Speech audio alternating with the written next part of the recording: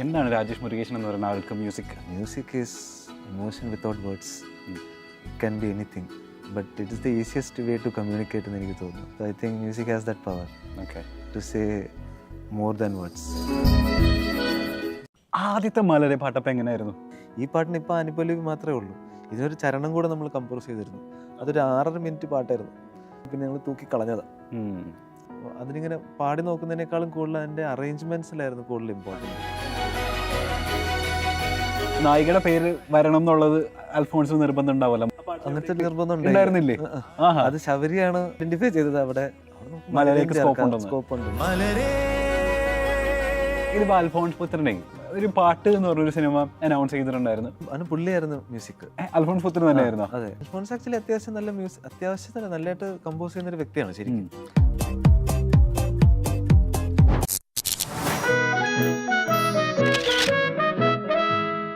തിയേറ്ററിൽ വളരെ സക്സസ്ഫുൾ ആയിട്ട് ഓടിക്കൊണ്ടിരിക്കുന്ന, വളരെ മികച്ച അഭിപ്രായത്തോട് മുന്നേറിക്കൊണ്ടിരിക്കുന്ന പെറ്റ് ഡിറ്റക്റ്റീവ് സിനിമയുടെ മ്യൂസിക് ഡയറക്ടറാണ് എൻ്റെ മുൻപിലിരിക്കുന്നത്. Rajesh Murugesan, welcome to the show. Thank you. ഇപ്പോൾ തിയേറ്ററിൽ നിന്ന് ഭയങ്കര റെസ്പോൺസ് വരുന്നുണ്ട്. ഷറഫുദ്ദീൻ്റെ ഒരു CID മൂസ എന്നാണ് എല്ലാവരും പറയുന്നത്. അതോടൊപ്പം തന്നെ എല്ലാ റിവ്യൂവേഴ്സും എടുത്ത് പറയുന്ന ഒരു കാര്യമുണ്ട്, സിനിമയുടെ മ്യൂസിക്, ഇതിൻ്റെ സൗണ്ട്, അതൊക്കെ ഭയങ്കരമായിട്ട് എടുത്ത് പറയേണ്ട ഒരു സംഗതിയാണെന്നുള്ളത്. അതായത് മ്യൂസിക്കിനും സൗണ്ടിനും ഒക്കെ എഫക്ട്സിനൊക്കെ ഈ പറഞ്ഞ പോലെ കുറച്ച് കൈയടി കൊടുക്കേണ്ട സിനിമയെന്ന് പറയുന്നുണ്ട്. ആസ് എ മ്യൂസിക് ഡയറക്ടറെ രാജേഷ് മുരുകേശൻ എന്ന് പറയുന്നൊരു സംഗീത സംവിധായകൻ്റെ ഈ പറഞ്ഞ പോലെ കിരീടത്തിലേക്ക് എങ്ങനെയൊക്കെ ആയിരിക്കും ഈ സിനിമ പിന്നീട് പിൽക്കാലത്ത് പൊൻതൂവലാവുമെന്നാണ് വിചാരിക്കുന്നത്? എനിക്ക് തോന്നുന്നു ചെറിയ ചെറിയ കണ്ടന്റാണിത്. അതിൻ്റെ ചെറിയ ചെറിയ തമാശകൾ നമ്മൾ വലുതാക്കി കാണിക്കുന്നതിൻ്റെ മ്യൂസിക് സുഖമാണ് എല്ലാവർക്കും കിട്ടുന്നതെന്നാണ് എനിക്ക് തോന്നുന്നത്. ഈ കഥയിൽ ആള് ഡിറ്റക്റ്റീവാണ് എന്ന് പറഞ്ഞ് ആള് ഭയങ്കര വമ്പൻ ഡിറ്റക്റ്റീവ് പരിപാടികളോ ഒമ്പരിയൊന്നുമില്ല. ചെറിയ ഐഡിയാസ് ഒക്കെ ഉള്ളു. പക്ഷെ അതിനെ നമ്മൾ വലുതാക്കി കാണിക്കുമ്പോഴത്തേക്കും ആൾക്കാരുടെ അകത്ത് അത് ഒരു വൗ ഫാക്ടറായിട്ട് കയറുന്നുണ്ടെന്നാണ് എനിക്ക് ഫീൽ ചെയ്യുന്നത്. സോ പിൻകാലത്ത് എന്ന് പറയുന്നത് എനിക്ക് തോന്നുന്നു കുറച്ച് എക്സാജറേറ്റഡ് ആൻഡ് ഒരു ഹൈ എനർജി മൂവി ആയിട്ട് ഇതിനെ മാറ്റിയതിൻ്റെ ഒരു പ്ലസ് ഉണ്ടാവാൻ ചാൻസ് ഉണ്ട്. ഇതിപ്പോൾ ആദ്യം ഈ സിനിമ കേൾക്കുന്ന സമയത്തെ ആരിപ്പോൾ ആദ്യം വിളിച്ചത്? ആരാ സിനിമയിലേക്ക്? പ്രൊഡ്യൂസറാണോ വിളിച്ചത് അല്ലെങ്കിൽ ഡയറക്ടറാണോ വിളിച്ചത്? ഷറഫുദ്ദീനാണോ വിളിച്ചത് അല്ലെങ്കിൽ ഡയറക്ടറാണോ? ഷറഫുദ്ദീനാണ് വിളിച്ചത്. സ്വാഭാവികം.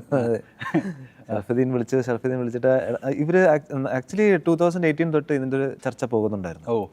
ആൻഡ് എനിക്ക് തോന്നുന്നു 2000 അപ്പോൾ സ്റ്റാർട്ട് ചെയ്യും, പിന്നെ എല്ലാവരും ഒരു വഴിക്ക് പോകും, പിന്നെ സ്റ്റാർട്ട് ചെയ്യും, അങ്ങനത്തെ ഒരു ഇതിലായിരുന്നു. പ്രീ പ്രൊഡക്ഷൻ ഒത്തിരി സമയം എടുത്തിട്ടുണ്ട്. എന്നാലും അത് ഷൂട്ടിൽ വെച്ചിട്ട് കുറേ എക്സ്റ്റെൻഡ് ചെയ്യുകയും കുറേ ഇംപ്രൂവൈസ് ചെയ്യുകയും അതൊക്കെ നടന്നിട്ടുണ്ട്. സോ പ്രീവിയസ് ഇയർ വിളിച്ചിട്ട് ഈ പ്രാവശ്യം നമ്മൾ ഷുവറായിട്ട് സ്റ്റാർട്ട് ചെയ്യടാ എന്ന് പറഞ്ഞു. ശരി, ഓക്കെ. അങ്ങനെ നമ്മൾ ആദ്യം എൻ്റെ തീം സോങ് വെച്ച് സ്റ്റാർട്ട് ചെയ്തു. അത് കഴിഞ്ഞിട്ട് പിന്നെ അങ്ങനെ പതുക്കെ പടത്തിലേക്ക് കയറുകയും അതിങ്ങനെ ഒത്തിരി, പിന്നെ അഭിനവ് ആണ് എഡിറ്റ് ചെയ്തത്. സോ അഭിനവിൻ്റെ എഡിറ്റ് പ്രോസസ്സിന് കൂടെ ഒക്കെ വന്നപ്പോഴത്തേക്കും അതിൻ്റെതായ ടൈമും എനിക്ക് അത്രയും ടൈം കിട്ടുകയും ചെയ്തു. പിന്നെ വിഷ്ണു ആണ് സൗണ്ട് ചെയ്തത്. സോ അതിൻ്റെതായ അപ്പം എനിക്ക് വിഷ്ണുയുടെ സൗണ്ട് എങ്ങനെയാണെന്ന് അറിയാം. സോ അവനും കൂടെ ഫേവർ ചെയ്യുന്ന രീതിയിൽ പുള്ളി എന്തൊക്കെയായിരിക്കും ചെയ്യാമെന്ന് എനിക്ക് മനസ്സിലാവുന്നുണ്ട്. സോ ഓവറോൾ സൗണ്ട് സ്പെക്ട്രം, തിയേറ്ററിൽ എക്സ്പീരിയൻസ് എങ്ങനെ ഉണ്ടാവും നമുക്കൊരു ഐഡിയ ഉണ്ട്. പിന്നെ ആനന്ദ് ക്യാമറ ചെയ്തത്, ആനന്ദ് ഒരു വേൾഡ് എപ്പോഴും ക്രിയേറ്റ് ചെയ്യാൻ ശ്രമിക്കുന്ന ഒരു ക്യാമറമാനാണ്. സോ അപ്പോൾ ഇതിൽ അതുപോലത്തെ ഒരു സർറിയൽ വേൾഡ് അവിടെ ഉണ്ട്, ഒരു സർക്കാസ്റ്റിക് സർറിയൽ വേൾഡ് അവിടെ ഉണ്ട്. സോ ഐ തിങ്ക് അതിലെല്ലാം കൂടെ വന്നപ്പോഴത്തേക്കും ഇറ്റ്സ് വർക്കിംഗ്. ഓക്കെ.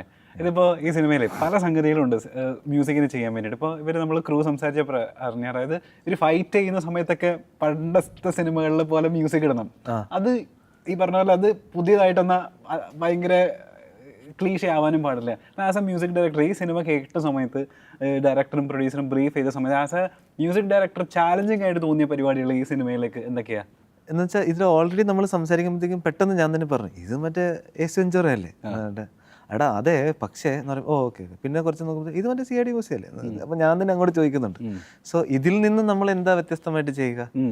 ഇതിൽ നിന്ന് നമുക്ക് വ്യത്യസ്തമായിട്ട് നമുക്ക് പ്രത്യേകിച്ച് ഭയങ്കര സംഭവം ചെയ്യാൻ പറ്റില്ല. പക്ഷേ കുറച്ച് മറന്നുപോയ കാര്യങ്ങൾ നമുക്ക് തിരിച്ച് കൊണ്ടുവരാൻ പറ്റും എന്നുള്ളൊരു ഐഡിയ വന്നു. സോ അങ്ങനെയാണ്. അപ്പോൾ അവരുടെ ഇടയ്ക്ക് ഒരു ലവ് സോങ് നമ്മൾ ചെയ്ത് വന്നപ്പോഴത്തേക്കും ഒരു പഴയ ഗാനമായിട്ട് നമുക്ക് തന്നെ കൺസീവ് ചെയ്തെടുക്കാം. ഇപ്പൊ റീസെന്റ് അവരുടെ തളരിതയാമം എന്നുള്ളൊരു സോങ്, പ്രൊമോ സോങ്. അപ്പൊ അതിലെ വാക്കുകളൊക്കെ പഴയ വാക്കുകളാണ്. തളരിതയാമം, മധുമയ ഗാനം, നമ്മൾ കുറേ ദിവസമായി കേട്ട് മറന്ന രീതി. പക്ഷെ ഇന്ന് അതിനെ ഈസി ആയിട്ട് ക്രിഞ്ച് എന്നൊക്കെ പറഞ്ഞ് നമ്മൾ ഒതുക്കി കളയുന്ന വാക്കുകളോ ഒരു സ്ട്രക്ചറോ ആണത്. പക്ഷെ അത് അപ്പീലിംഗ് ആക്കി നമുക്ക് എടുക്കാൻ പറ്റും എന്നുള്ളൊരു തോട്ട് ഉണ്ടായിരുന്നു. സോ അതുകൊണ്ട് തന്നെ മറന്നുപോയ കാര്യങ്ങൾ നമുക്ക് കൊണ്ടുവരാം. അപ്പോൾ ഇതിൽ നമ്മുടെ വിനയ് ഫോർട്ട് ചെയ്യുന്ന ക്യാരക്ടർ രജത് മേനോൻ, പുള്ളി പുള്ളി ഒരു പോലീസ് ഓഫീസറാണ്. പുള്ളി ഡിറ്റക്റ്റീവിൻ്റെ ബാക്കിൽ തന്നെ ചേസ് ചെയ്യുന്ന പോകുന്ന ഒരു പോലീസ് ഓഫീസറാണ്. പക്ഷേ പുള്ളിക്ക് നമ്മൾ പണ്ടത്തെ പോലീസ് ഓഫീസറോ പണ്ടത്തെ ചേസിൻ്റെ ഒക്കെ മ്യൂസിക് ഉണ്ടാവില്ലേ, അങ്ങനെയൊക്കെയാണ് പുള്ളീനെ നമ്മൾ കാണിക്കാൻ ശ്രമിക്കുന്നത്. സോ എനിക്ക് തോന്നുന്നു അങ്ങനെ മറന്ന കാര്യങ്ങൾ തിരിച്ച് കൊണ്ടുവരാം. നമ്മളെന്തായാലും ഭയങ്കര അൾട്ടിമേറ്റ് സംഭവമായിട്ട് നമുക്ക് fully out of the box ചെയ്യാൻ പറ്റുമെന്ന് എനിക്കറിയില്ല. സോ അങ്ങനത്തെ എന്തെങ്കിലും what ever we have forgotten അതൊക്കെ തിരിച്ച് കൊണ്ടുവരാം. അങ്ങനത്തെ ബേസിക് ഐഡിയ ഉണ്ടായുള്ളൂ. ഓക്കെ, ഇതിപ്പം ആദ്യമായിട്ടാണ് ശബരീഷിനോടെ കൂടെ ഇതിനു മുമ്പ് വർക്ക് ചെയ്തിട്ടുണ്ട്, ആദ്യമായിട്ടായിരിക്കുമല്ലോ ഇപ്പൊ ആതിരിയുടെ കൂടെ വർക്ക് ചെയ്യുന്നത്. ആതിരി ഈ പറഞ്ഞ പോലെ മലയാള സിനിമയിലേക്ക് ലിറിക്സ് ആയിട്ട് കാല് കുത്തി വെക്കുന്നത് ഈ സിനിമയിലൂടെയാണ്. How was working with him? Adri was effortless. Adri is super cool. Adri on screen and off screen Adri ഒന്നാണ്. Adri is there is he doesn't have two Adris. And always the same. അതുപോലെയൊക്കെ തന്നെ എപ്പോഴും അതുപോലെയൊക്കെ തന്നെ. ചിലപ്പോൾ തോന്നും മിനിറ്റിന് സംസാരിക്കുമ്പോൾ ഐഡിയാസ് ഒഴുകിക്കൊണ്ടിരിക്കുന്ന ഒരു അദ്രിയാണ്. സോ ചില സമയത്ത് എന്ന് വെച്ചാൽ ഈവൻ ഈ അദ്രിഫൈഡ് ലിറിക്സ് എന്നാണ് ഞങ്ങൾ എഴുതിയേക്കുന്നതല്ലേ, അൺഅദ്രിഫൈഡ് ലിറിക്സ് എന്ന് വെച്ചാൽ ആളുടെ കൂടെ ഞാൻ ഒരു ദിവസം സ്പെൻഡ് ചെയ്ത് കഴിഞ്ഞാൽ രണ്ടാമത്തെ ദിവസം ആളുടെ കൂടെയുള്ള തമാശകൾ പോലെയൊക്കെ തന്നെയാണ് എൻ്റെ സംസാരം മാറി തുടങ്ങി. സോ ഞാൻ തന്നെ പറഞ്ഞു തുടങ്ങി, ഓ ഐ ഗോട്ട് അദ്രിഫൈഡ്, എടാ നീയാണ് എൻ്റെ കാരണം, I got. So I think അങ്ങനത്തെ ഒരു ഇൻഫ്ലുവൻസ് ഉണ്ട്. And he's very quirky, very out of the box. So അതുകൊണ്ട് തന്നെ ആളുടെ വേർഡ് പ്ലേ സൂപ്പറാണ്. എനിക്ക് ഓൾറെഡി അതിരി എനിക്ക് റീൽസ് വഴി ഞാൻ എനിക്ക് പരിചയം ഉണ്ടെങ്കിലും ആളെ പേഴ്സണലി അറിയില്ല.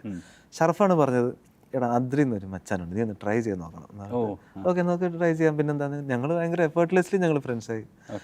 ഞങ്ങളൊരു 10 days ചെന്നൈയിൽ സ്പെൻഡ് ചെയ്തു, എൻ്റെ സ്റ്റുഡിയോ സ്പെൻഡ് ചെയ്തു. ആ 10 days ഞങ്ങൾ ഓൾമോസ്റ്റ് എല്ലാ ട്രാക്കിൻ്റെയും ലിറിക്സും എല്ലാം ഫൈനലാക്കുകയും ചെയ്തു.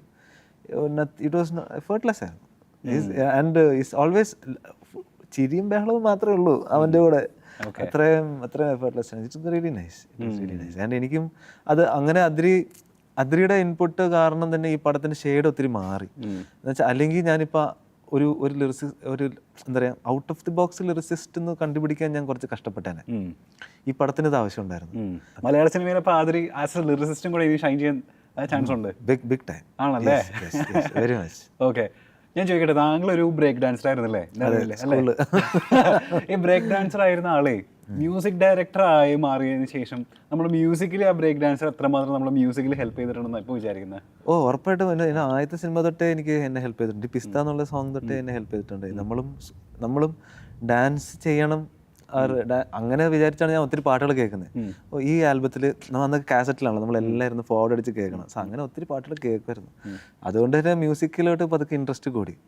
സോ ഞാൻ എങ്ങനെ ഡാൻസ് ചെയ്യുമെന്ന് ഞാൻ ചിന്തിക്കും. ഇപ്പോൾ ഒരു ട്രാക്ക് ചെയ്ത് വരുമ്പോൾ നമ്മളൊരു ബീറ്റ് ഉണ്ടാക്കുമ്പോഴോ നമ്മൾ കമ്പോസ് ചെയ്യുമ്പോൾ ഇത് സ്റ്റേജിൽ എങ്ങനെ ഇരിക്കും, ഇത് സ്റ്റേജിൽ ഞാനാണെങ്കിൽ എന്ത് ചെയ്തേനെ. സോ ആ ഒരു സ്പേസ് ഉണ്ട്. സോ ആസ് എ ഡാൻസർ ചെയ്ത് വന്നതുകൊണ്ട് എനിക്ക് അത് ഉറപ്പായിട്ടും അത് ഭയങ്കര ഒരു ഗുണമായിട്ടേ ഉള്ളൂ. ഇപ്പോൾ ഇതൊരു ഡുവറ്റാണ്, ഇവർ ഡാൻസ് ചെയ്യണം. സോ അവർ എങ്ങനെ ഡാൻസ് ചെയ്യാൻ ചാൻസ് ഉണ്ടെന്ന് ഓർത്ത് നമുക്ക് അതിന് വേണ്ടി ഒരു പാട്ടുണ്ടാക്കാം. സോ അതായത് നേരെ ഡെസ്റ്റിനേഷൻ പോകാതെ ഐ ക്യാൻ പ്ലേ അറൗണ്ട് വേറെ രീതിയിലൊക്കെ ആലോചിച്ചിട്ട് I can reach that point. I think that's an advantage. Okay, ഈ തരളതയാമ അപ്പോൾ കമ്പോസ് ചെയ്യുന്ന സമയത്ത് നമ്മളിപ്പോൾ മനസ്സിൽ കണ്ടിരുന്നോ? ഞാനാണെങ്കിൽ അപ്പോൾ ഇതിലെങ്ങനെയാ തളരതയാമം ആക്ച്വലി ഒരു 70s ഉള്ള വിഷ്വലൊക്കെ തന്നെയാണ്. റെട്രോ തന്നെയായിരുന്നു ഐഡിയ ഉണ്ടായിരുന്നത്. സോ അന്നത്തെ കൈൻഡ് ഓഫ് ഡാൻസർ, അന്നത്തെ കൈൻഡ് ഓഫ് ഇമോഷനൊക്കെ ഇല്ലേ, ജസ്റ്റ് അന്ന് കൊറിയോഗ്രാഫി ഇല്ല, അന്ന് ഭയങ്കര അഭിനയമാണ്. എന്ന് വെച്ചാൽ ഇങ്ങനെ നായികനെ അടുത്ത് വെച്ച് പാടുക, എന്താ പറയുക മൂക്കിൽ തട്ടുക, ചെവിയിൽ ജിമിക്കിൽ തട്ടുക, അങ്ങനത്തെ ഇതൊക്കെയാണ്. ശരി, ഓക്കെ, മേ ബി അങ്ങനത്തെ ക്ലോസസ് ഒക്കെ ആയിരിക്കാം, മേ ബി അങ്ങനത്തെ ക്ലോസ് ഷോട്ട്സ് ഒക്കെ ഉണ്ടാവാം, ഭയങ്കര ലൈറ്റ്സ് ആയിരിക്കാം, ഓർ കളർഫുൾ ആവാൻ ചാൻസ് ഉണ്ട്. സോ ഇങ്ങനെയൊക്കെ ഓർത്ത് ചെയ്യുമ്പോഴത്തേക്കും ഐ തിങ്ക് എല്ലാം കൂടെ ഒരുമിച്ച് വന്നപ്പോൾ ഈ ട്രാക്ക് ഇങ്ങനെ ആയി മാറിയതാണ്. അപ്പോൾ ഞാൻ അറിയാൻ കൗതുകമുള്ളതുകൊണ്ട് ചോദിക്കട്ടെ, അതായത് നമ്മളൊരു മ്യൂസിക് ഈ പറഞ്ഞ പോലെ കമ്പോസ് ചെയ്യാനിരിക്കുന്ന സമയത്ത് നമ്മളുടെ മനസ്സിലൂടെ കുറേ കാര്യങ്ങൾ കടന്നു പോകുമല്ലോ. ഈ പറഞ്ഞ നമുക്ക് കുറേ ട്യൂണിലൂടെ ചിലപ്പോൾ നമ്മൾ പോകുമായിരിക്കും. അപ്പോൾ നിങ്ങളുടെ ഒരു ഫസ്റ്റ് സ്റ്റെപ്പ് എന്താ? അതായത് നമുക്ക് മനസ്സിൽ തോന്നുന്ന ട്യൂൺ നിങ്ങൾ റെക്കോർഡ് ചെയ്ത് വെച്ചിട്ട് അതിൽ നിന്ന് പിന്നെ ആ ട്യൂണിൽ നിന്ന് ഡെവലപ്പ് ചെയ്ത് കൊണ്ടുവരികയാണ് ചെയ്യുന്നത്. ഒരു പ്രോസസ്സ് എന്താ? എൻ്റെ പ്രോസസ്സ് ആദ്യം ഞാനൊരു ബാക്കിംഗ് ഒരു മ്യൂസിക് ഞാൻ ആദ്യം ചെയ്യും. ഒരു ബീറ്റ്, ഒരു ബേസ്, ഇത് ഒരു അറേഞ്ച്മെന്റ് ഞാൻ ആദ്യം ചെയ്യും. ഓർക്കസ്ട്രേഷനിലായിരിക്കും ഞാൻ സ്റ്റാർട്ട് ചെയ്യുക. ഓക്കെ, അതിൻ്റെ അകത്ത് ഞാനൊരു ട്യൂൺ വെക്കാനാണ് നോക്കാം. ഇപ്പോൾ ഓർക്കസ്ട്രേഷൻ ചെയ്തുകൊണ്ടിരിക്കുന്ന സമയത്ത് തന്നെ നമ്മുടെ മനസ്സിൽ ഇങ്ങനെ ട്യൂണുകൾ ഇങ്ങനെ ഓടുന്നുണ്ടാവും. അത് കഴിഞ്ഞിട്ട് അതിൽ ഒരു ടേക്ക് മാത്രം എടുക്കും ഞാൻ. ഒറ്റ ടേക്കിൽ ഞാൻ ഇത്രയും ഇപ്പോൾ ഒരു 1 minute ഞാൻ അറേഞ്ച് ചെയ്തിട്ടുണ്ട്. അപ്പോൾ ജസ്റ്റ് മൈക്ക് വെച്ചിട്ട് എൻ്റെ ഐഡിയ തന്നെ ഒറ്റ ടേക്ക് ഞാൻ എടുക്കാവും. ആ ഒറ്റ ടേക്കിൽ അതെൻ്റെ മനസ്സിൽ നിന്ന് എന്ത് വരുന്നു അതായിരിക്കും എൻ്റെ ട്യൂൺ. ഓക്കെ, അവിടെ ഞാൻ മാറ്റൂല.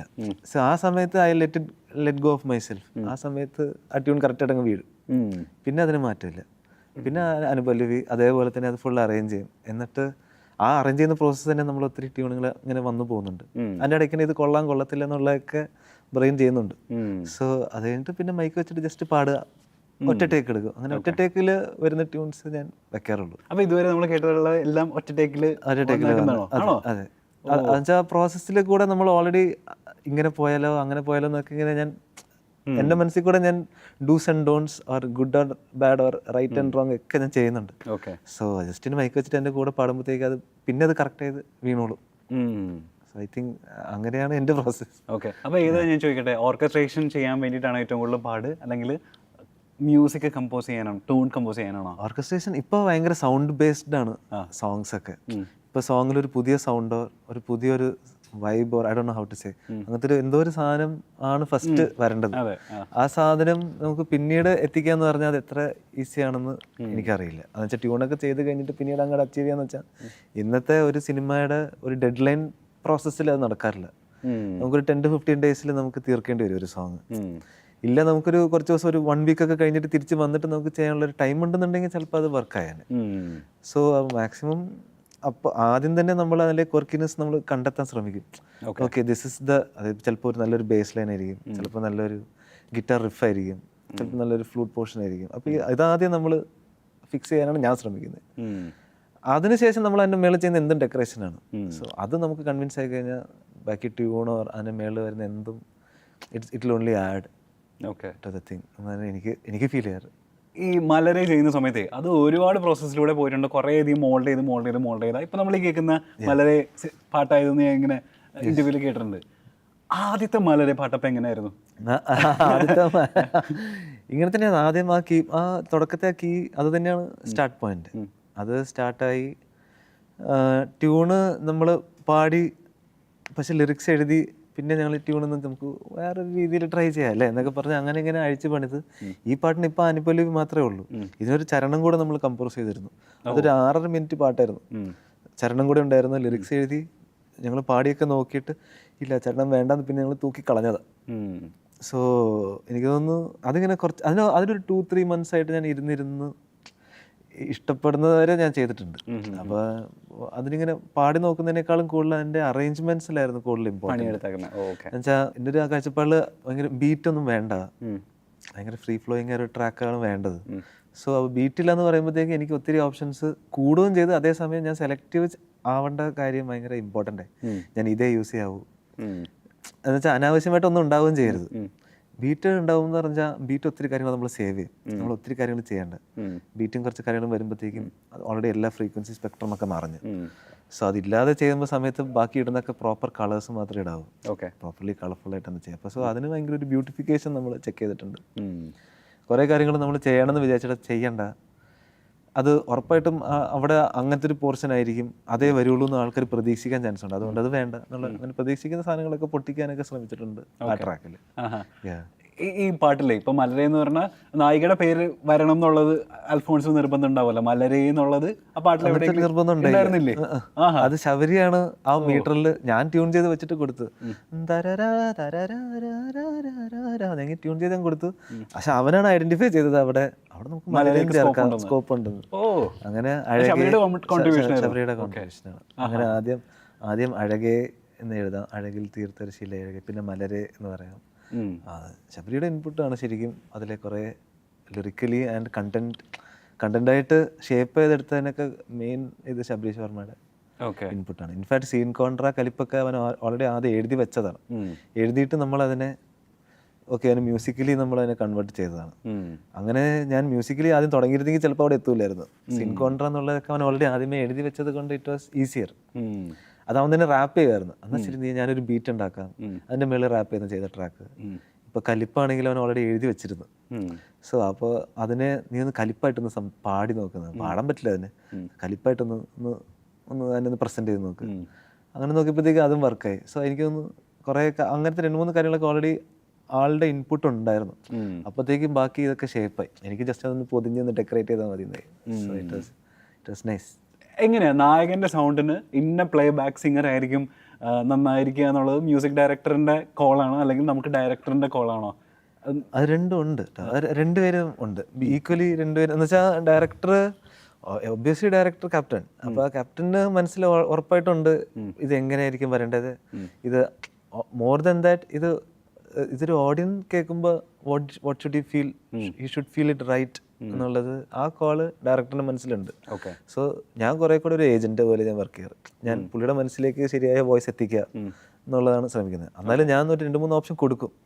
ഇന്നയാൾക്കും പാടാം, ഇന്നയാൾക്കും പാടാം, നിനക്ക് എന്ത് തോന്നുന്നു, ഇന്നയാൾ കറക്റ്റ് ആയിരിക്കും, നമുക്ക് ട്രൈ ചെയ്ത് നോക്കാം. മേ ബി അങ്ങനത്തെ ഒരു കോട്ട വരും. പക്ഷേ പ്രേമം സിനിമയിൽ അന്ന് ഇപ്പോൾ ഈ റോക്ക് സ്റ്റാർ ഒക്കെ ഇറങ്ങിയ ടൈം ആയതുകൊണ്ട് ഇത് ജോർജിന്റെ തന്നെ കഥ, ഫുൾ നിവിൻ ആൻഡ് ജോർജിന്റെ കഥ ആയതുകൊണ്ട് ഒരു സിംഗർ തന്നെ പാടണമെന്ന് ഭയങ്കര ഒരു ആഗ്രഹം ഉണ്ടായിരുന്നു. അങ്ങനെ ഞാൻ കുറച്ചു നേരം പാടിച്ചു നോക്കി, ഒരേ പാട്ട് തന്നെ. സെറ്റായില്ല.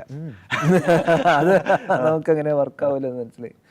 പിന്നെ ഇപ്പൊ നോക്കുമ്പോൾ അത് കറക്റ്റ് കോളായിരുന്നു എന്ന് തോന്നുന്നു. അത് ആളുടെ ചെറുപ്പത്തിന് വിനീത് ശ്രീനിവാസൻ വരികയും വിനീതേട്ടൻ വരുന്നു, ആളുടെ ഒരു മെച്ചോടെ ഒരു സ്ഥലത്ത് വിജയ് യേശുദാസ് വരുന്നു.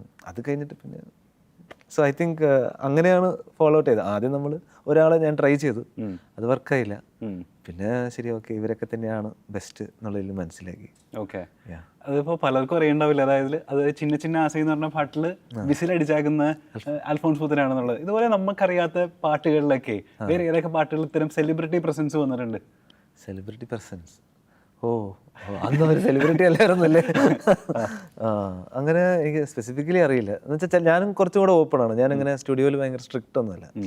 ചിലവർക്ക് എന്തെങ്കിലും ഐഡിയ ഉണ്ടെങ്കിൽ പാടിയിട്ടു, അല്ലെങ്കിൽ എന്തെങ്കിലും അങ്ങനെ ചെയ്യാൻ തോന്നിയാൽ മൂളിക്കോ, അങ്ങനെ നമുക്ക് റെക്കോർഡ് ചെയ്ത് വെക്കാം എന്നുള്ള രീതിയിൽ ചെയ്യാറുണ്ട്. അപ്പോൾ മിക്കവാറും ഇപ്പോൾ ഡയറക്ടേഴ്സിന് ഞാൻ തന്നെ ചോദിക്കും, എന്തെങ്കിലും ഒരു ഐഡിയ തോന്നുന്നുണ്ടെങ്കിൽ അങ്ങനെ പാടി വെക്കാനൊക്കെ ഞാൻ പറയും.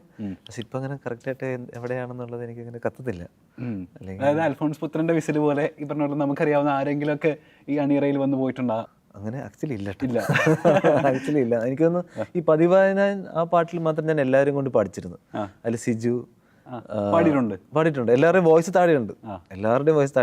ഇപ്പൊ ഷറഫിന്റെ ലിപ്പ് വരുമ്പോഴത്തേക്കും ഷറഫിന്റെ വോയിസ് താഴെയുണ്ട്. ശബരിയുടെ വോയിസ് ആയിരിക്കും മെയിനായിട്ട് കേൾക്കുക.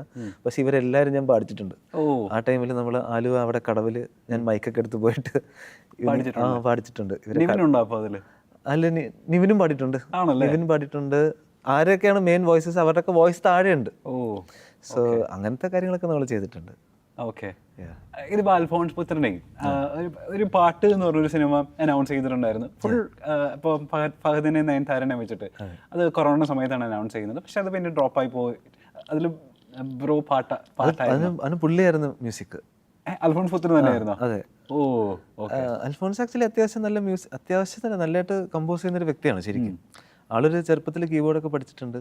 ഇന്നിപ്പോൾ അവന് ക്ലാസിക്കൽ രാഗങ്ങളൊക്കെ കുറച്ച് നല്ല വ്യക്തതയുണ്ട്. ആണല്ലേ? അത് ആളിരുന്ന് പഠിച്ചിട്ടുണ്ട്. പ്രേമം പടം കഴിഞ്ഞിട്ട് കുറച്ച് ദിവസം മുംബൈ പോയിരുന്നു.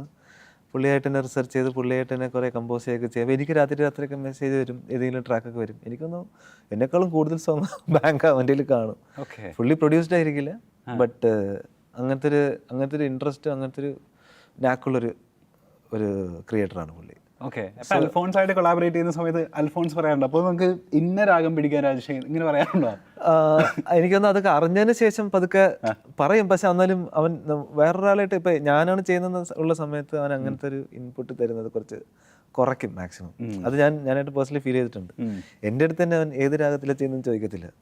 ഇതൊരു മൂഡായിട്ട് ഞാനും പറയാറുണ്ട്, എടാ എൻ്റെ അടുത്ത് രാഗമൊന്നും ചോദിക്കില്ല, എനിക്ക് അങ്ങനത്തെ വ്യക്തതയൊന്നുമില്ല, എനിക്കൊരു വൈബാണ്.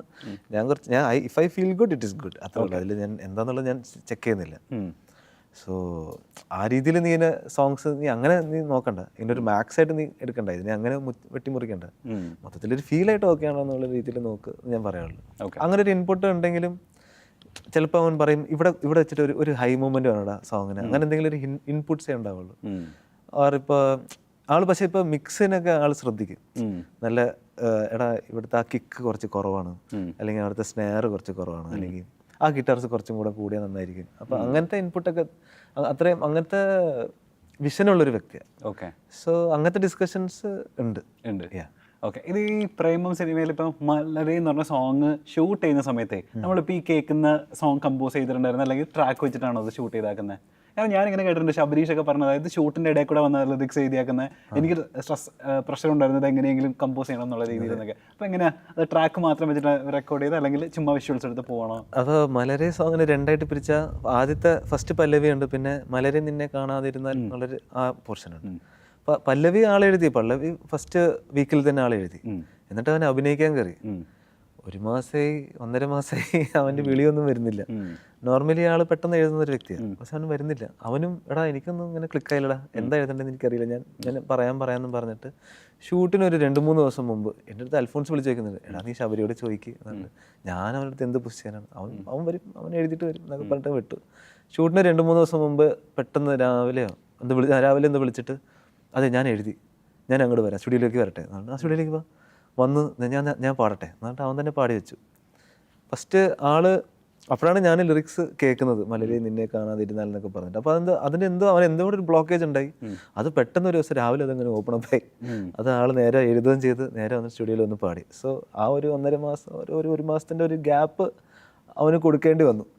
പിന്നെ എഴുതുമ്പോൾ അങ്ങനെ എഴുതിയിട്ട് ലൈൻ വെട്ടുക, ഞാനത് ശ്രദ്ധിച്ചിട്ടുണ്ട്. മറ്റുള്ള ലിറിസിസ്റ്റൊന്നും എനിക്ക് ഒത്തിരി പേരായിട്ട് പരിചയമില്ലെങ്കിലും ഇവനെ ഞാൻ ക്ലോസ് ആയിട്ട് കണ്ടതുകൊണ്ട് ആളുടെ എഴുത്ത് എപ്പോഴും അവനിങ്ങനെ അവനിങ്ങനെ ഒരു എഴുതുമ്പോൾ ഇങ്ങനെ എഴുതിപ്പൊക്കെ തീർക്കും,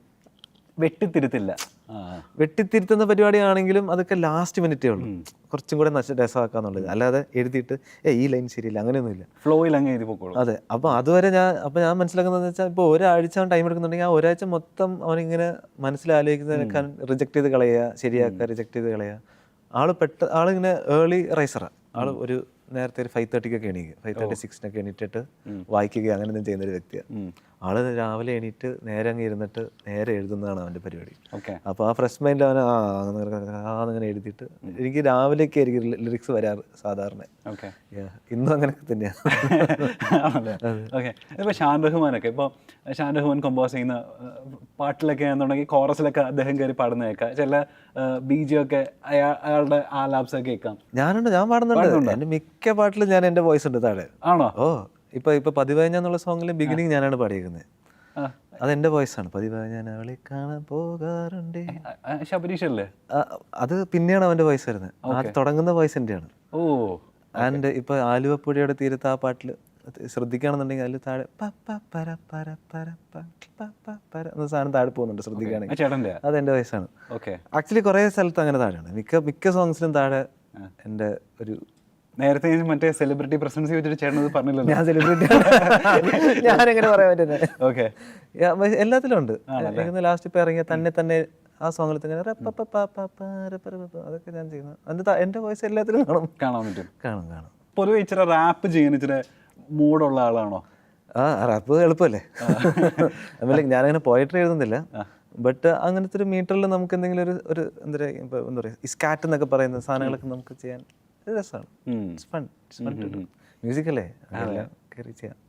ആദ്യത്തെ ലിസണർ നമ്മൾ കമ്പോസ് ചെയ്തേ ആദ്യം കേൾപ്പിക്കുന്ന ആരെങ്കിലും ഉണ്ടാവില്ല ഒരു അഭിപ്രായത്തിന് വേണ്ടിയിട്ട്, ശരിയാണോ ഇത്, എങ്ങനെ ഫസ്റ്റ് ലിസണർ ഉണ്ടാവില്ല എല്ലാവർക്കും. അങ്ങനെ ലൈഫിൽ ആരാ? അങ്ങനെ കാലഘട്ടം വെച്ച് എനിക്ക് ആൾക്കാർ മാറിയിട്ടുള്ളൂ. പൊതുവേ സാധാരണ ആദ്യമൊക്കെ ഞാൻ എൻ്റെ ചേട്ടന് അയച്ചു കൊടുക്കുമായിരുന്നു. പിന്നെ ഞങ്ങൾ രണ്ടുപേരും ബിസിയായി. പതുക്കെ ഞാൻ ഇനി അഭിപ്രായം ചോദിച്ചാൽ ഭയങ്കര പണിയാന്നുള്ളത് ഞാൻ മനസ്സിലാക്കി. എന്താണെന്ന് വെച്ചാൽ പിന്നെ ഞാൻ അഭിപ്രായത്തിന് വേണ്ടി ഞാൻ വർക്ക് ചെയ്യാൻ തുടങ്ങി. ഞാൻ അതിൻ്റെ അപ്പുറത്തേക്ക് ഞാനും ചിന്തിക്കുന്നില്ല. സോ പിന്നെ അഭിപ്രായം കേൾക്കുന്നത് ഞാൻ നിർത്തി. ഞാൻ നേരെ ഡയറക്ടർക്ക് അയച്ചു കൊടുക്കും. പുള്ളിക്ക് വർക്കായി ലെവല് ഇത് ആദ്യത്തെ പോർഷൻ കൊള്ളാം, രണ്ടാമത്തെ പോർഷൻ അങ്ങനെ എന്നൊക്കെ പറയുമ്പോഴത്തേക്ക് ഞാൻ പറയില്ല നമുക്ക് മാറ്റിച്ചാൽ അതിന് ഞാൻ എന്ത് ചെയ്താലും മാറാൻ പോകുന്നില്ല. സോ അങ്ങനത്തെ ഒരു തോട്ട് വന്നാൽ തന്നെ ഞാൻ മാറ്റിക്കും. സോ എനിക്കൊന്ന് അങ്ങനത്തെ ഇപ്പം അങ്ങനെ ആദ്യം ആരാന്നുള്ളൊരു ഇതൊന്നുമില്ല. ആരെൻ്റെ അടുത്തുണ്ട് അവരാദ്യം കേൾക്കും, അത്രേ ഉള്ളൂ. ഞാനിങ്ങനെ കേട്ട് അഭിപ്രായം മേടിക്കാൻ നന്നാക്കുക, അങ്ങനത്തെ ഒരു പ്രോസസ്സിൽ ഞാൻ അങ്ങനെ കൂടുതൽ പോവാറില്ല. എന്ന് വെച്ചാൽ ഞാനിപ്പോൾ വേറെ ആൾ കൊടുത്താലും ആളുടെ ഒരു ഇൻപുട്ട് ആളുടെ അപ്പത്തെ ഒരു മൈൻഡ് സെറ്റിനെ വരാൻ പോകുന്നത്, ഇൻഫ്ലുവൻസും ചെയ്യും. അത് ബട്ട് അതിൽ എന്തൊക്കെ ഉണ്ടെങ്കിൽ എന്തെങ്കിലും ഒരു റാഷണാലിറ്റി ഉണ്ടെങ്കിൽ ഞാൻ എടുക്കും. ഇല്ലടാ നീ ഇങ്ങനെ ചിന്തിച്ച് നോക്കുക എന്ന് പറഞ്ഞിട്ട് ചിലപ്പോൾ എനിക്ക് ഫെയർ ആയിട്ട് തോന്നി ഐ ടേക്ക് ഇറ്റ്. ഞാനിങ്ങനെ കുറച്ചുകൂടെ ഞാൻ ഓപ്പണായിട്ട് ക്രിയേറ്റീവ് ആയിട്ട് ചെയ്യണമെന്ന് വിചാരിക്കുന്നുള്ളൂ. എല്ലാവരും ആരുടെ ഇൻപുട്ടും ഫെയർ ആയിട്ട് തോന്നി ഐ ടേക്ക് ഇറ്റ്. ഓക്കെ. പണ്ട് ദീപക് ദേവിനൊക്കെ ഇന്റർവ്യൂ ചെയ്തപ്പോൾ ദീപക് ദേവ് പറഞ്ഞിട്ടുണ്ട്, അതായത് ചിലപ്പോൾ നമ്മൾ ഈ അതിൻ്റെ പ്രൊഡക്ഷൻ സമയത്തൊക്കെ ചിലപ്പോൾ വളരെ ആവറേജ് എന്ന് തോന്നിക്കുന്ന, ഇപ്പോൾ പറഞ്ഞ പോലെ ഫസ്റ്റ് ലിസണിനെ കേൾക്കുമ്പോൾ കുഴപ്പമില്ലടാ എന്ന് പറഞ്ഞ ചില പാട്ടുകളൊക്കെ ചിലപ്പോൾ ഭയങ്കര വാവുമായിട്ട് ഔട്ട് വന്നിട്ടുണ്ട്, പുറത്തേക്ക് അത് ഹിറ്റ് ആവാറുണ്ട്. ചിലപ്പോൾ നമ്മൾ ഭയങ്കര പ്രതീക്ഷയോടെ ചെയ്യുന്ന പാട്ടുകളൊക്കെ ഭയങ്കര ആവറേജിൽ പോയിട്ടുണ്ട്. ഇപ്പോൾ നരൻ സിനിമ ചെയ്തുകൊണ്ടിരിക്കുന്ന സമയത്ത് ഇവരുടെയൊക്കെ പ്രതീക്ഷ മിന്നടി ആ പാട്ട് ഭയങ്കര അതായിരിക്കും പോകാൻ പോണേന്നാണ്, പക്ഷെ അത് ഹിറ്റായത് മറ്റേ വേൽമുരുകനാണ്. അതുപോലെ നിങ്ങളെ വലിയ പ്രതീക്ഷ ഒന്നുമില്ല, പക്ഷെ ഹിറ്റായ സമയത്ത് ഈ പറഞ്ഞ പോലെ നിങ്ങളുടെ പ്രതീക്ഷകൾക്ക് അപ്പുറം പോയ പാട്ട് ഏതാണെന്ന് ചോദിച്ചാൽ ഏതാ പറയാ? എനിക്കത് ചിന്ന ചിന്ന പാവ കൊഞ്ചി അൽഫോൺസ് പാടിയ ഇതായിരിക്കും. എന്നുവെച്ചാൽ ഭയങ്കര സിമ്പിൾ സോങ് അത്. അത് എത്രമാത്രം എല്ലാവർക്കും ഹിറ്റായെന്ന് എനിക്കറിയാം. അത് പടമായിട്ട് വന്നപ്പോൾ എല്ലാവരുടെയും മനസ്സിലുണ്ടെന്നാണ് എൻ്റെ വിശ്വാസം. അതിന് കുറേ പേര് എൻ്റെ അടുത്ത് തിരിച്ച് ചോദിച്ചിട്ടുണ്ട് ആ പാട്ടിന്. അപ്പോഴാണ് ഞാൻ അറിയുന്നത്, ഓ നിങ്ങൾ ശ്രദ്ധിച്ചോ ആ പാട്ട്, ഇറ്റ്സ് ഗുഡ് ഓൺലി. ഓക്കെ, ഞാൻ അതൊരു സിമ്പിൾ പാട്ടല്ലേ എന്ന് വിചാരിച്ച് ചെയ്തതാ. അങ്ങനെ ഭയങ്കര ഇൻപുട്ടൊന്നും ഉണ്ടായിട്ടില്ല. ചിലത് നമ്മൾ ഉറപ്പായിട്ട് ഇത് ആൾക്കാർ മനസ്സിൽ കയറിയേ പറ്റൂ ഒന്ന് ഓപ്പോസിറ്റ് ചെയ്യുന്നത് എല്ലാം വർക്കായിട്ടില്ല. ചിലത് ഇന്റൻഷനലി ചെയ്തതുകൊണ്ട് ചിലപ്പോൾ അവർ okay I see your hard work എന്ന് വിചാരിച്ചിട്ട് അവർ മനസ്സിലെടുത്തിട്ടുണ്ട്. I think it is not the always working like that. അതായത് ഹിറ്റ് ആവണം എന്ന് വിചാരിച്ച് ചെയ്യുകയോ, നമ്മൾ ചെയ്യുന്നു ആൾക്കാർ എടുക്കുന്നുണ്ടോ ഇല്ലയോ നമ്മുടെ കയ്യിലില്ല എന്നുള്ളതാണ് ഞാനിപ്പോൾ മനസ്സിലാക്കിയത്. It is something. ഇതെന്തോ ആ ഒരു സമയത്ത് ആ ഒരു ടൈം എന്തോ ഒരു ടൈമിൽ ഇറങ്ങിയ അവർക്ക് ഇഷ്ടപ്പെട്ട അവരെടുക്കുന്നു, ഇല്ലെങ്കിൽ ഇല്ല. ഇപ്പം ചെയ്ത സാധനം ഇപ്പം ഞാനൊരു 1 വർഷം കഴിഞ്ഞ് ഇറക്കിയാൽ ചിലപ്പോൾ വർക്കാവാം. ചിലപ്പോൾ ഞാനത് ചെയ്ത ഉടനെ ഒരു 2 months ഇറക്കിയതുകൊണ്ടായിരിക്കില്ല, മേ ബി ആ ഒരു സിറ്റുവേഷൻ ആയിരിക്കില്ല എല്ലാവരുടെയും മൈൻഡ് സെറ്റ്. സോ അങ്ങനെ എല്ലാ ഫാക്ടറും ഞാനിപ്പോൾ കാണുമ്പോൾ എനിക്ക് തോന്നുന്നു ഒക്കെ നമ്മുടെ കയ്യിലല്ല എന്നുള്ളൊരു ഫീലിംഗ് ഉണ്ട്. ഹിറ്റാവുന്നതും അല്ലാതെ ആവുന്നതൊക്കെ എനിക്കൊന്ന്. ഇപ്പം ഈ തൊബാമ എന്നൊരു പടം ചെയ്തിരുന്നു, അതിൽ പറവയ എന്നൊരു സോങ് ഉണ്ട്, ഒരു ലവ് സോങ്, ഒരു സിജു ഇവിടെ പോയിന്റ് ഓഫ് വ്യൂ ഒരു ലവ് സോങ്. അപ്പോൾ അതെനിക്ക് ഭയങ്കര ഫേവറേറ്റ് ആയിരുന്നു. എന്ന് വെച്ചാൽ ഭയങ്കര ഈസി ലിസൺ ആണ്, വലിയ ശല്യമൊന്നുമില്ല. അപ്പോൾ അതിന് ഞാൻ പ്രദീപ് കുമാർ, കല്യാണി ചേച്ചി അവരെയൊക്കെ വെച്ചിട്ട് പാടിച്ചത്. അപ്പോൾ അത് പക്ഷേ വലിയതായിട്ട് പോയെന്ന് വെച്ചാൽ എനിക്ക് കറക്റ്റായിട്ട് അറിയില്ല. അതിനെക്കുറിച്ച് എത്ര ആൾക്കാർ പറഞ്ഞ പോലെ എനിക്ക് തോന്നിയിട്ടില്ല. ബട്ട് തൊബാമയില് അതേപോലെ നാളെയാണെന്നുള്ള സോങ് ഒക്കെ ഉണ്ട്. അതൊന്നും അങ്ങനെ ഞാൻ ഭയങ്കര ഹിറ്റാവണമെന്ന് വിചാരിച്ച സാധനങ്ങൾ അങ്ങനെ പെട്ടെന്ന് അങ്ങനെ വർക്കായിട്ടില്ല. എനിക്ക് ഓപ്പോസിറ്റ് ആയിരിക്കും കൂടുതൽ എക്സ്പീരിയൻസ്. അല്ലാതെ നോർമലായിട്ട് ചെയ്ത് ഇങ്ങനെ ആൾക്കാർക്ക് ഇഷ്ടപ്പെട്ടു എന്ന് പറയുന്നത് കുറേ കൂടെ ഞാൻ അതിനെ ഭയങ്കര അങ്ങനെ ഇഷ്ടപ്പെടാൻ ചാൻസ് ഉണ്ട്. ബിക്കോസ് ഞാനും കുറേയൊക്കെ സ്ക്രൂട്ടനൈസ് ചെയ്തിട്ടാണ് പുറത്തേക്ക് ഇറങ്ങുന്നത്. സോ മേ ബി എനിക്കൊന്നും അതാ ഓപ്പോസിറ്റാണ് കൂടുതൽ.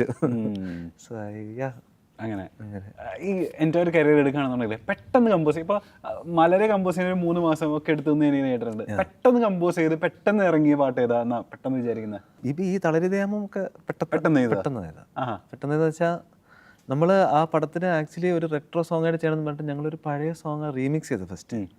ആ റീമിക്സ് ചെയ്ത സോങ്ങിൻ്റെ റൈറ്റ്സ് പ്രശ്നങ്ങൾ വന്നു. ഓക്കെ. അപ്പോൾ ഞാനാണ് പറഞ്ഞത് നാളെ ഷൂട്ട് പോവാം അവർ. അപ്പോൾ തലേദിവസം രാത്രിയാണ് ഞാൻ ഷർഫ് സംസാരിക്കുന്നത്, എടാ എൻ്റെ റൈറ്റ്സ് പ്രശ്നമുണ്ട്. കുഴപ്പമില്ല, നമുക്ക് വേറൊരു പാട്ട് ചെയ്യാം, നമുക്കിനി ഒരു പാട്ട് നിങ്ങൾക്ക് ഇത് വർക്കൗട്ട് ചെയ്യാൻ പറ്റും. ഞാൻ ഇതേ ബെഡ് വെക്കാം, ഇതേ കിക്കും കാര്യങ്ങളൊക്കെ ഞാൻ വെക്കാം, ഞാൻ വേറൊരു ട്യൂൺ ചെയ്യാം, ശബരിയെ കൊണ്ട് എഴുതിക്കാം, ഇത്രയേ ഉള്ളൂ ധൈര്യം. രാത്രി ഞങ്ങൾ ട്യൂൺ ചെയ്ത് ഒറ്റ രാത്രി കൊണ്ട് ഉണ്ടായ പാട്ടാണ് അപ്പോൾ തളരിതയാമം. ട്യൂണും ലിറിക്സൊക്കെ ഒറ്റ രാത്രി കൊണ്ടുണ്ടായത്. ഓ, അത് രാത്രി എഴുതി അടുത്ത ദിവസം ഷൂട്ട് പോയി. അടുത്ത ദിവസം അവർ ഷൂട്ട് സ്റ്റാർട്ട് ചെയ്തു. ഓക്കെ. ഏറ്റവും കൂടുതൽ സമയം എടുത്ത പാട്ട് ഏതാ? ഏറ്റവും കൂടുതൽ എഫേർട്ട് ഇട്ട് കുറേ നാളെടുത്തുണ്ടായി ജനിച്ച പാട്ട് ഏതാ? ആദ്യം മലര് തന്നെയാണ്. അത് കുറച്ചായിട്ട് ചെയ്ത് അത് നമ്മൾ കുറേ ഞാൻ തന്നെയാണ് അത് മിക്സും ചെയ്തത് എൻ്റെ സോങ്സ് ഒക്കെ. സോ അപ്പോൾ കേക്ക് എനിക്ക് തോന്നുന്ന സാധനം ഞാൻ മ്യൂട്ട് ചെയ്യും. ചിലപ്പോൾ ഞാനിങ്ങനെ കുറേ പ്രാവശ്യം കേൾക്കാൻ കാര്യം ഏതെങ്കിലും ഒരു സാധനം മാത്രം റിപ്പറ്റേറ്റീവായിട്ട് നമുക്ക് എന്തെങ്കിലും ഒരു അതെന്താ അവിടെ വന്ന് എന്ന് തോന്നാന്നുണ്ടെങ്കിൽ ഞാൻ മ്യൂട്ട് ചെയ്ത് കളയാൻ വേണ്ടി മാത്രം ഞാൻ കുറേ നേരം കേൾക്കും. സോ ആ ഒരു ഇത് പോയിട്ടുണ്ട്, ആ ഒരു ഫൈൻ ട്യൂണിങ് അതിൽ നടന്നിട്ടുണ്ട്, അത് ഭയങ്കര റിഫൈൻമെൻറ്റ് അതിലുണ്ട്. So I think that is the plus point also. Okay. അപ്പോൾ എനിക്കൊന്ന് അതേ ഉള്ളൂ കൂടുതൽ ടൈം എടുത്ത്, ബാക്കിയൊക്കെ അത്ര ടൈം കിട്ടാറില്ല.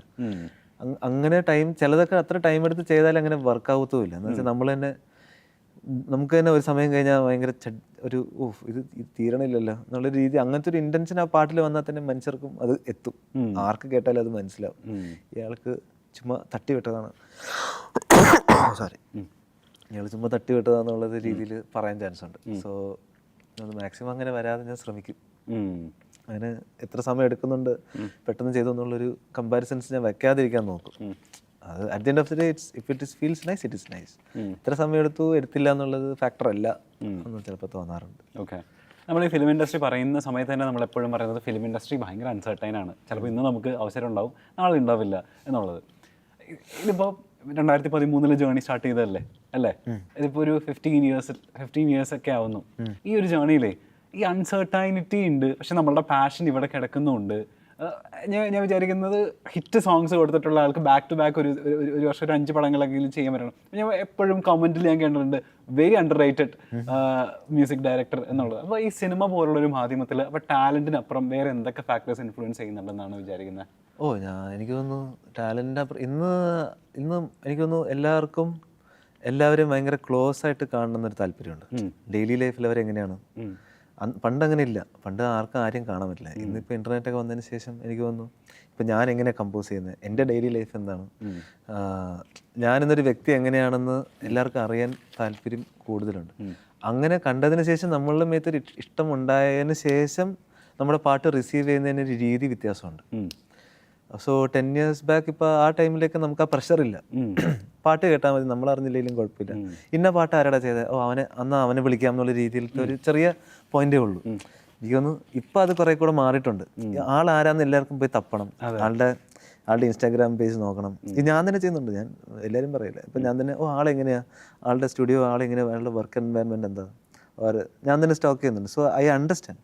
മേ ബി എല്ലാവർക്കും ക്ലോസ് ആയിട്ട് ഒരാളെ കാണണം, കണ്ടിഷ്ടപ്പെടണം, അതിനുശേഷം ഇന്നയാളുടെ പാട്ടാണോ എന്നാൽ ഉറപ്പായിട്ടും കേൾക്കണം എന്നുള്ളൊരു ആ ഒരു തോട്ട് തന്നെ ഇന്നത്തെ ഈ ഡിജിറ്റൽ ഡസ്റ്റ് എന്ന് പറയില്ല, ഇത്രയും ഡിജിറ്റൽ കണ്ടന്റിന്റെ ഇടയ്ക്ക് ഒരു സാധനം പുറത്തേക്ക് വരാൻ നമ്മളെയും കൂടെ അറിഞ്ഞിരിക്കേണ്ട ഒരു ടൈം, ഒരു ഇമ്പോർട്ടൻസ് ഉണ്ടെന്നാണ് എനിക്ക് തോന്നുന്നത്. അങ്ങനത്തെ ഒരു പോയിന്റാണ് ഇപ്പോൾ കൂടുതലായിട്ട് തോന്നുന്നത്. എത്രയൊക്കെ മാർക്കറ്റ് ചെയ്താലും ഉറപ്പായിട്ടും ഒരു മീഡിയം സോങ്ങിനെ വലിയ സോങ് ആക്കാം.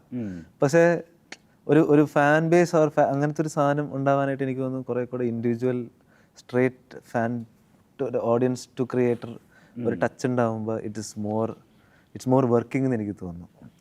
എനിക്ക് സംടൈംസ് എക്സാമ്പിൾസ് അങ്ങനെ കിട്ടുന്നില്ല. എനിക്ക് എൻ്റെ ഒരു കാഴ്ചപ്പാടിൽ എനിക്ക് അങ്ങനെ തോന്നുന്നു. May be that's like that.